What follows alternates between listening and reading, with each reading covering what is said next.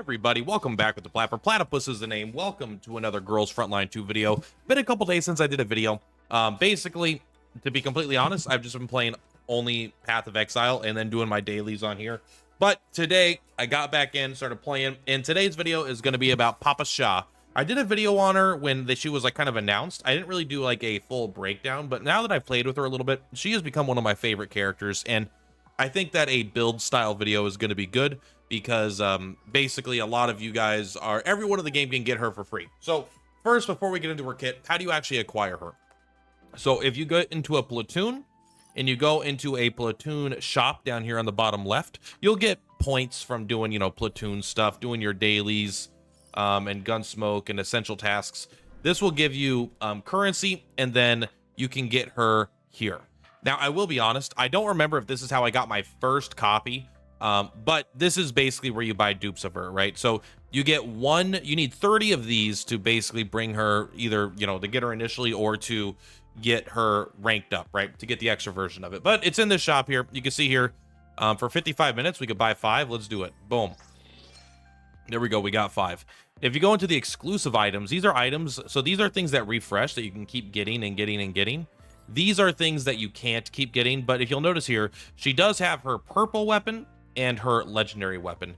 Now, I decided to get her purple weapon because I wasn't going to be able to afford it, her legendary one, in basically the week that I had, and I wanted to use her, and I didn't want to just like use some random blue weapon. So I figured I'd get her something that was at least like reasonable. So you can get her purple weapon here, but you will be able to max out her legendary weapon. But you can see here, we've got the special instruction. So it's 15,000 to buy it. Then it's 20,000 for the first two. You know, you get 20,000 for one, 20,000 for the second, so a total of 40,000. And then 1, 2, 3, 4, 5, 6. So maybe, yeah, one here, one here, one here. So 1, 2, 3, 4, 5 additional copies, and this is the original. So, so you are going to be able to max this out and max her out, which is really cool. You know, so everyone's going to be able to have her. So it's going to take a while. I don't believe. I looked at the pool. It doesn't look like they've updated to have her in the pool at all. Like, we come here and go to the details. It doesn't, they haven't added her into this, right? So it seems like she is going to be exclusively a free-to-play character. So it means she's probably not going to be like, I don't want to get too deep in here and be like, oh, she's S tier, bro. She's S tier. Most people think she's not very good in terms of tier list, but I actually find her to be pretty powerful and works really good with characters that I already think are very good. So she's not the biggest damage dealer herself yet for me because, I mean, she's just not an all-out damage dealer, but I also, mine's still in the process of being built, but I've still been pretty happy with her kit overall. So what does she do? She basically, her gimmick is you could call her the first summoner of the game. I want to call her a summoner. It's basically, she has if you've played Sword of Convallaria or anything, she basically has a bodyguard, right? It's a sniper, not really a bodyguard per se, but she gets one companion unit. It's always there. It can, once she starts on the field, the combat starts, it spawns next to her. It will be there for the entire combat. Even if it gets blown up or destroyed, it will stay in its square and it will recover over a couple turns, but she becomes much weaker when a robot gets destroyed. So she has some really, just like kind of quick overview strengths. She has a huge amount of versatility in terms of her range. She actually has the highest range of any character in the game, potentially, because the robot that you have has infinite range. It just needs line of sight. So if it's not infinite range, it's like over 15 tiles. It's every tile on every map that I've seen. So it might have an upper cap that I haven't seen on a massive map, but it's been effectively infinite range on every map that I've done. And it just needs line of sight. So it won't always target the way it works though, it will follow up your attack. So it's really kind of attached to her range in a sense, like whatever she's in range of, she can attack, but no matter where the robot is, it will also attack for the most part, as long as it can see it. But there are a few ways to get around that. So her strength is she has a companion. The companion can tank damage. It's not tanky, but sometimes it'll save your characters. The downside is when the robot dies, you basically are much weaker. Also on auto, your teammates might try to heal the robot and it cannot be healed. It cannot gain shields. So kind of lame when they waste their turns trying to do that. So not the best auto character, but better than some. Even some amazing characters like you here. I don't like her on auto because she always uses her alt and doesn't ever do anything, bro. I don't know why she sucks so much on auto most of the time. But yeah, let's go over her kit here, and then I'll kind of go over the neural helix, and the fortifications are less important because they're all going to be, you're all going to get them, right? You're not going to have to decide to spend currency to get them. they're just going to, you know, you're not premium currency. We'll just get there. So she has a 6 range attack, normal, nothing special here. So Honor Guard level 1 selects one enemy target within 6 tiles, deals AoE physical damage to them. So this does work. You know, it is AoE, so it could be synergistic here with the cat girl. Always worth keeping whenever you see AoE in mind with that other legendary, but I don't think you want to do it that much, but it is there. So it does AoE like a little T, you know, little plus sign. If the selected target stability index remains greater than 0 after the attack, the City Warden gains Courage to Endure. This increases attack of his, this is his main attack. This is what he does, by 30% for 3 turns. So this is actually an amazing opening move because you get increased damage for 3 turns. And it just is very nice, but they have to have more than 0 stability index. I believe the very first upgrade here removes the stability requirement for the target has been removed. So the very first fortification will actually get rid of that stability requirement. So you're just going to get Courage to Endure for 3 turns. When attacking large targets, which is one of her big sub-themes here, many of her abilities care about attacking large targets.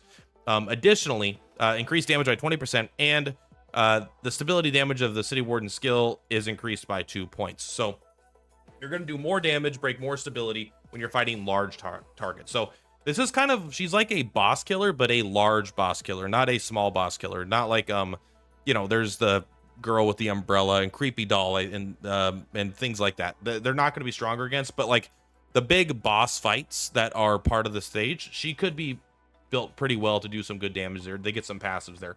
So maybe my favorite ability out of all of them is the Joint Breakthrough. This is the one that basically allows her to break the range of the game.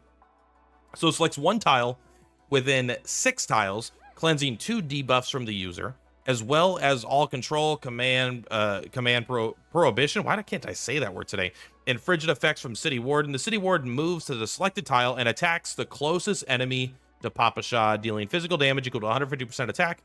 And this attack is an additional 50% damage, a boost against large targets. So it actually does 200% damage against large targets.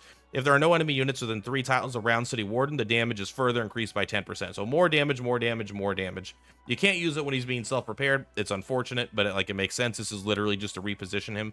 So this is a big, the reason this attack is so cool is that I will kind of show you in a little clip coming up here. But if you're really far away, if there's one enemy on the whole map and they're on the opposite side, very, very far away, and you're in the opposite corner, this will still be able to attack them. Whatever the closest enemy to Papa Shah is, will get attacked by City Warden. So, and this doesn't have a cooldown. It is kind of expensive though at 4. I believe you can get, there might be some ways to get the cost up more, but basically, if you're really, really far away and you use this ability, they're still gonna target and attack something really far away. So it could be a really cool way to kind of break how far the range is if you're going up against specific targets that are far away. Really, really can snipe. So I like this ability, but also it allows you to move the robot companion either into danger, so the AI will target him if your characters are unsafe, or you could just move him way out of the way. That way he's never going to get hurt, because again, he has effectively infinite range. This also makes it so he can't move for a turn, which is a positive, because it's annoying. You don't want to move him, have him attack, and then have him move back somewhere wrong. Especially because he also, whatever square he's on is occupied. You can't, sometimes this guy will run up and take the best cover spot if you do your turn in a weird order, and that's very annoying. So this is like a super important ability, and it's just one of the more powerful attacks also. When you get to the ultimate here, you select 1 target, you deal 150% of attack, then the City Warden gains Tenacity to Withstand. You deal damage based on the target's remaining HP with a maximum of 60% bonus damage. So it's a pretty powerful attack, because you do also, so you gain this, but then you do the anti-terrorism support, whatever shot as well. And this combined, when you have this buff going on here, right? You have the chance to endure with 30% damage. And then you have this doing more damage. You actually are getting a lot of damage from the robot here. The thing is, I don't know if this actually does more damage when it's higher life or lower life. It doesn't say that. It says damage dealt with increases with the target's remaining HP. Does that mean the higher their HP, the more it increases, or the lower HP, the more it increases? I assume it's lower as a like execution style move, but I don't know that for sure. It's kind of hard to tell specifically, like, because there's like a range on numbers when you're attacking. Before the attack, for each buff the user has, the City Guard gains 1 random attack buff up to a maximum of 2 buffs lasting for 2 turns. This part is actually pretty relevant. So if she has multiple buffs, then she will give a bunch of buffs to City Guard as well. And again, the range doesn't really matter. But you do need to be within 6 range to actually attack with this. But still, this ability is pretty good. Gives you a good amount of damage, because that lasts for 2 turns. This lasts for 3. And so they're both going to be on 2 turns after this fight. And then you're going to be able to finish off a joint breakthrough probably, or just a normal attack. So her passive is basically saying that she gets City Guard. But very important thing is whenever she attacks or City Warden attacks, she gains 1 point of the mana. So she can gain 2 points a turn as long as her and her robot are attacking. And it's actually going to be more than that as you get more fortification, because the robot gets like this ability to attack on enemy turns, right? With like an Overwatch style mechanic. So that will help a ton for generating more mana, because 2 per turn is fine. But with this ability costing 4, the really good one, it could be a little rough there.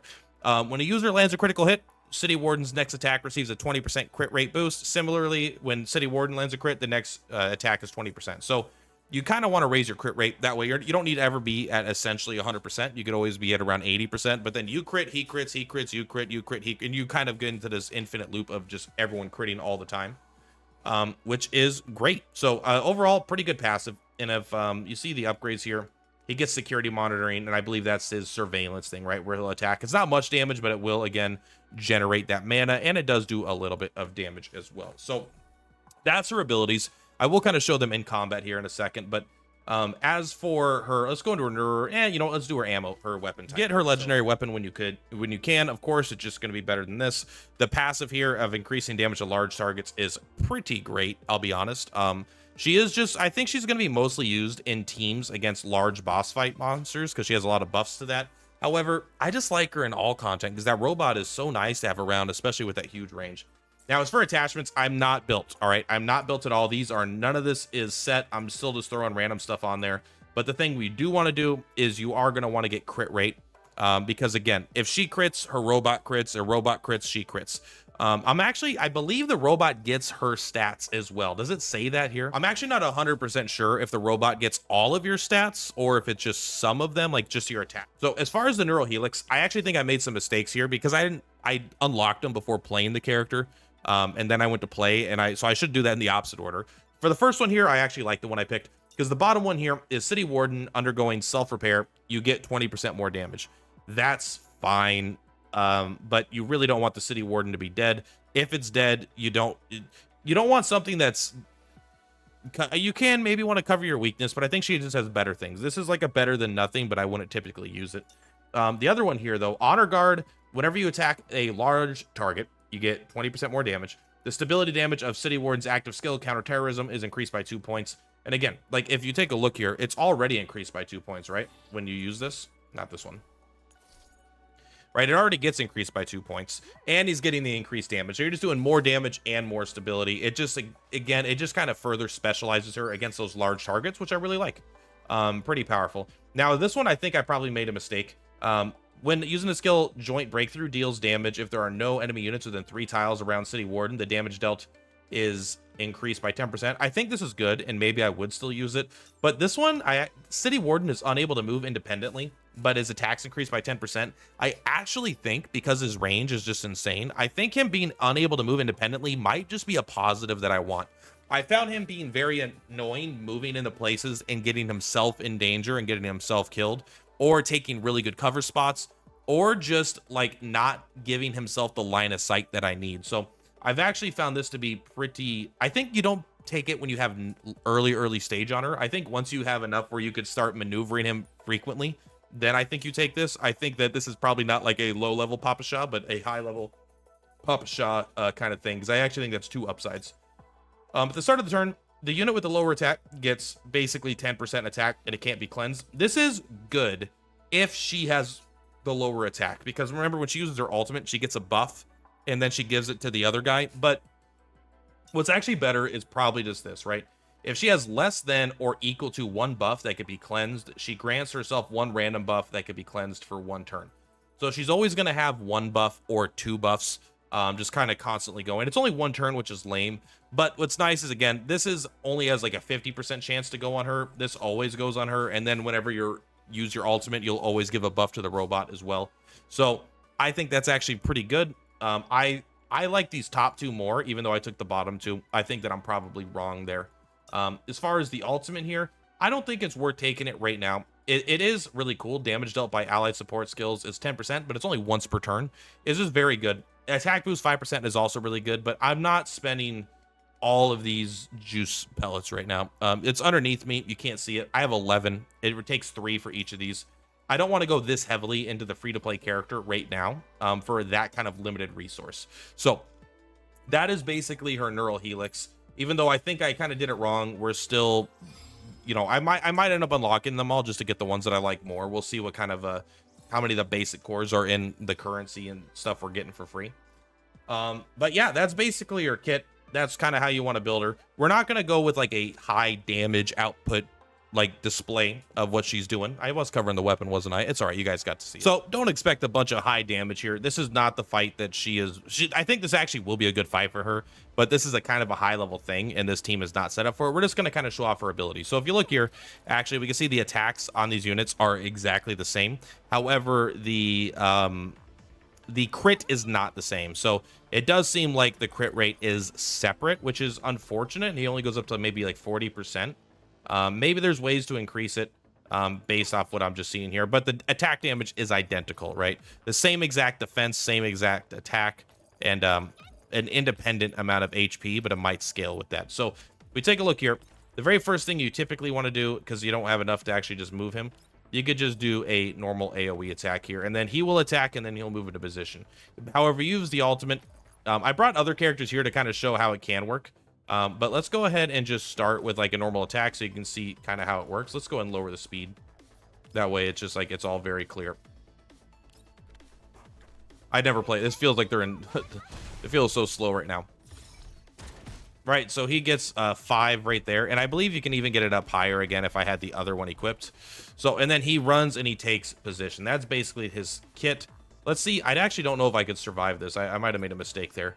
No, I have Suomi. We should be fine for at least a turn. Okay, come on. Those bullets are traveling in slow-mo. I do have that. I did buy that cool skin. I didn't buy it. I mean, I did in the sense, but I already had the currency from like an earlier thing. Okay, let's go to 3. Let's go ahead and put Suomi. We want you to be here. And then I do want to get to the next turn, so I want to make sure that we are... you know what? Why don't you attack this guy up here? My Suomi is... She's so strong that I haven't even put effort into her, and she could be so much stronger right now than what she is. Hide my mouse underneath my cursor. And then you are going to be the closest. I actually don't know which of these will be considered the farthest, but it's all right. Just go ahead and come here and shoot this thing. Everyone's going to back up and support. So let's get to our next turn, and we could show you exactly. I just wanted a large fight, but the other fights seemed like they were going to be too easy. So there you go. Yeah, I mean, he's not tanky at all, but when you have cover and they're not hitting that much, he is actually pretty good. And then we will allow you guys to go. Everyone lives. There we go. Awesome. Okay, so now here we are. I redid that turn just so I could have enough mana to do this. I wasn't thinking, and because this cost 2 and we gained 2 from it, but I wanted to be able to showcase this. So a couple things to note here also is that when you take a look at this character's range, like look at the tiles, right? It hits literally every single accessible tile besides stuff he doesn't have line of sight to, and I think there is no single line of sight. So no matter what tile he's in, he could hit every other tile in the entire map. Which is just a really cool thing. It just means that he's always useful, right? If he had like a range of 6, that would be kind of frustrating. Another thing is he does benefit. He does count as a teammate, and so he gains benefit from pretty much everything all the other characters benefit from. However, things like Suomi don't really work because, right, this generates a frost barrier, which doesn't really do anything. But he does get the wintry bastion, right? So he takes reduced damage by 30% when he loses a stack. So he gets still like all the shit that other people get. So someone like Sabrina might be really good with him. Sabrina? Yeah. I got her name mixed up in a video. I think I called her something else, and now I always second guess myself. But so whenever he attacks, he's going to get more basically index, but you don't really want him to get attacked. However, one thing I want to point out here that I think is really cool is that if you like, you could push this guy anywhere you want, and he'll always just like, you could put him somewhere really safe, you know? And so yes, it is possible that this character could be very easily killed, but because of how safe you can keep them, like you can keep them over here. and that will hit them. Now, to be fair, in this exact fight, it may not be the best because the farthest target will get hit, but that is actually a way to keep your character safe. So you could choose to tactically keep them a little bit closer. Like if I wanted to move him, basically, if I want to move here and I want to move him, I don't know, to this square, he won't get hit by that, but he won't be the closest, so he'll be safe. Or I can move him all the way over here, and that way he'll still attack and do a great job.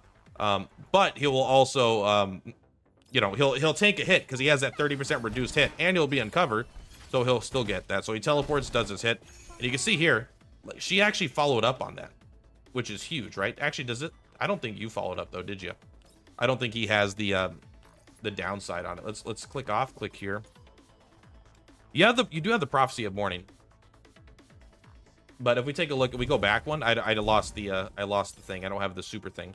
So even though it doesn't look like, it doesn't say that the action support here will happen, it actually looks like it does, because I believe this just counts as a normal attack when you use it. So even if she doesn't attack through using this, it will still cause him to attack. Although apparently not. Oh, Nemesis is she's taunted, that's why.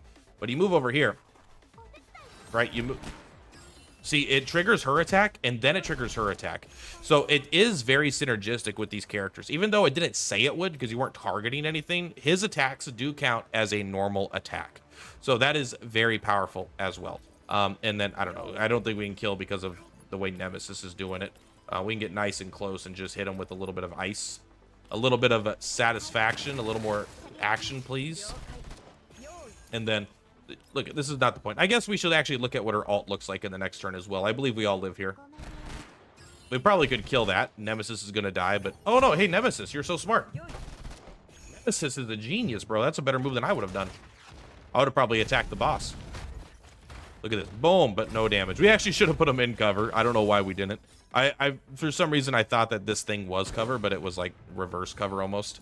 But all right, let's take a look at her actual ultimate here. So again, her ultimate is based off her buffs. The more buffs she has, the better it is. And now she doesn't have any buffs because we don't have the equipment stuff, basically. Although I think one of them gets at the start of the turn, one of them will get I thought they were supposed to, right? That 10% buff. But maybe it's because one of them has to be lower, and then when they're tied, neither of them is lower. Interesting. So it's actually probably pretty bad. But so let's go ahead and slow it down. We'll actually take a look at the animation here. But again, remember, tenacity to withstand is just a very powerful thing. 150% attack, and then they gain basically the ability to do more, and then they will attack after that. And that attack will also follow up. I mean, they'll follow up because she's doing an attack, but if she didn't, we would still follow up with Q on this attack. And if we gave her offensive buffs first, she would also apply those over. So you can take a look here. Pretty good follow-up action here. Just works very synergistic with Q and characters that also do supports, which is great, because she has an attack that's purely meant to just move the guy around, and that actually will that'll trigger all these attacks as well. So maybe not like the most broken combo, especially when this guy's only got 1,000 attack. Oh, we got to watch all their attacks too, huh? But it is definitely something that is synergistic when you're going up against big bosses like this, because the big boss. Look at him move, though. I swear, he was in molasses there. That was unbelievable. All right, go ahead and attack this. And once he gets his alert, though, I am so excited. We'll see if this team can finish this off. I mean, let's be honest, it's mostly going to be QQ here, but it's okay. Just attack. You ain't stopping us. I just like that this character can also tank. Like, I like that you could use him to tank sometimes, because if he's got stability index and he's got like her defense, like he can do a pretty good job tanking a hit or two. He's not going to take a bunch of hits. Again, he doesn't heal or shield passively. You have to heal her, and he only gets 10%. Let's temporarily leave. But yeah, that's basically her kit. That's how she works in fight. This is going to be where she wants to be. It doesn't look like the crit chance will increase the guy's crit chance passively. But just keep in mind what I said about the neural helixes, where I think I got them wrong. I think this one particularly is worse because apparently it only works when one of them has lower attack. And so this one just always giving you a buff, and then that buff will be transferred over vicariously. And then having the ward not be able to move, just stay somewhere really face in the back of the map, or being able to put him in an aggressive position where he's just taking shots because your team is, I guess, under fire, or maybe there's like a big a move that's like guaranteed to one-shot kill a unit or do heavy damage, and you could just throw this guy away because he revives after a couple turns there. So yeah, that's the character. I really like the character. It's definitely my favorite character in the game. I am going to finish building her, but I've got to still put in the work to get her up there. The weapon is reasonable, but we need to get the attachments, and we need to get the correct neural things there, because I mean, come on, like, look at, she's at 12-14 attack. If we take a look at some of my other attack characters, like we have, I guess she's only at 854, but let's look at Q. Q is the one that I always compare to, 2071. So I mean, she's got something, but it could be a bit more, right? She's not even as high as some of my these other characters up here, so she will get there, but just not quite finished being built yet. But yeah, that's all for today, guys. Thank you very much. Purplatypus is Purplatypus. I'll see you on the flip-flops. Bye. On the rise, watch the views go up. Content king, never down, always showing up, hitting my